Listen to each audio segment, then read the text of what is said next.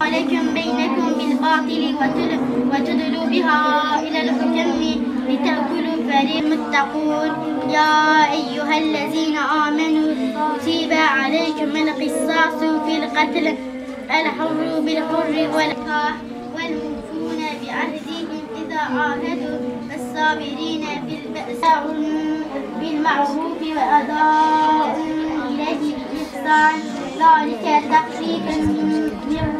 Adım Hidayet, soyadım Ateş. Ben onların bu durumunu gördüğümde televizyonda içim acıdı. Dedim neden ben onlara yardım etmeyeyim, onları biraz uzatayım. Onların başına gelen bu felaket, bu musibet, onlar şimdi çok zor durumda. Eğer biz onlara el uzatırsak yarın öbür gün başımıza gelirse ki muhakkak ki onlar da bize el uzatır. Hazreti Muhammed döneminde işkence görenler güç etmek zorunda kalmış. Ensar halkı onlara çok iyi davranmış. Malının mülkünü olsun, kılık kıyafeti olsun, eşi olsun yardımında bulunmuş. Onlar o toplumun ensarları ise biz neden bu toplumun küçük ensarları olmayalım? Kur'an-ı Kerim'de Bakara suresinin 148. ayetinde haydi hep beraber hayırlara koşun ve yarışın. Ben bunu duyduğumda yüreğim acıdı. Dedim neden ben de onlara yardım etmedim ve yardımda bulunduk. İnşallah Allah kabul eder.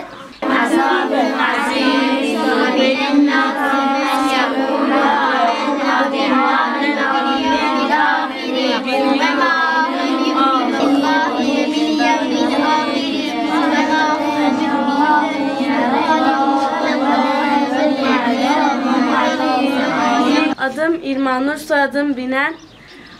Peygamberimizin dediği gibi Müslümanın kardeşidir. Düşündüm, kardeşim orada soğukta yatarken ben burada sıcacık bir yerde yatıyorum. Onun ayağına diken bassa bile giyecek ayakkabısı yokken benim her çeşit ayakkabım var. Peki neden ayakkabılarımdan bir tanesini ona vermeyeyim? Ve kardeşim unutmasın ki Allah daima mazlumların yanındadır. La tehze innallâhe ma'na. Üzülme Suriyeli kardeşim, Allah daima yanımızda. Allah daima bizimle beraberdir. Ve biz burada Kur'an kursunda para topladık, elbise topladık, erzak topladık, her türlü ayakkabı, her çeşit battaniye olsun her şey topladık. Adım Meryem, soyadım Mine. 7 aylık bir bebek Abdülvahip dönerek ölüyor. Ben nasıl bu haberi aldığım vakit o kadar içim sızladı. Yani bunun için onlara biz yardım gönderdik. Bir miktar para, bir de elbise, bot, mont onlara gönderdik. Bir de bir Suriyeli kardeşimiz var ki diyor Allah'ım sen benim canımı al cennetine koy ki doğalım.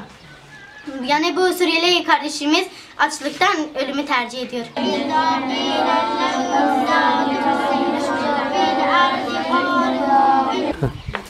İsmim Gülsüm, soyadım Bellek.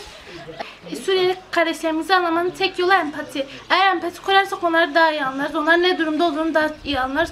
Onlar orada soğuktan donarken, açlıktan ölürken biz burada bu kadar rahat yaşıyorsak bence bu doğru değil. 2 montumuz varsa birisini vermeliyiz. Ne olacak? 2 atkımız, 2 beremiz, 2 şapkamız varsa birisini vermeliyiz. Kaybeden biz olmayız. Kaybeden Suriyeli kardeşlerimize yardım etmeyenler olur. Düşünün, eğer siz onların yerinde olsaydınız bir parça ekmek, bir sıcacık bir çorba veya ısıtacak bir yorgan verselerdi ne kadar mutlu olurdunuz. Bunu düşünerek, empati kurarak lütfen Suriyeli kardeşlerimize yardım edelim.